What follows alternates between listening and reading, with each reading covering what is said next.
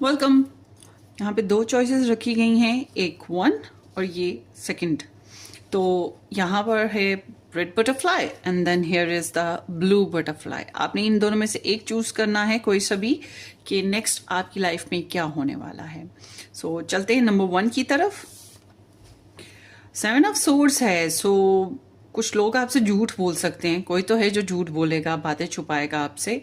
उसके अलावा ये है कि आप खुद भी किसी से बातें छुपाना, झूठ बोलना या किसी को अवॉइड करने के लिए स्निकी बिहेवियर्स करना, ये चीज़ें कर रहे हैं। मगर अपनी कीमती अशिया और पैसों का खास ख्याल रखिएगा। माइंड गेम्स चल रही हैं। सो ये एक डिसेप्टिव एनर्जी है, तो टेक केयर।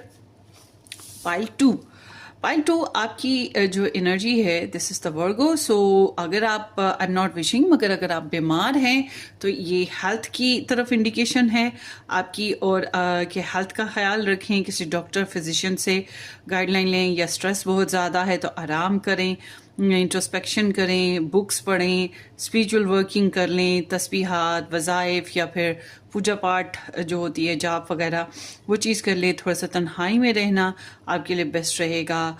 चाहे आप सो रहे हैं, चाहे आप जाग रहे हैं, मगर थोड़ा सा अपने लिए लोनली सा सॉलिट्यूड में टाइम स्पेंड कीजिएगा। सो ये आपकी रीडिंग है। Subscribe and share.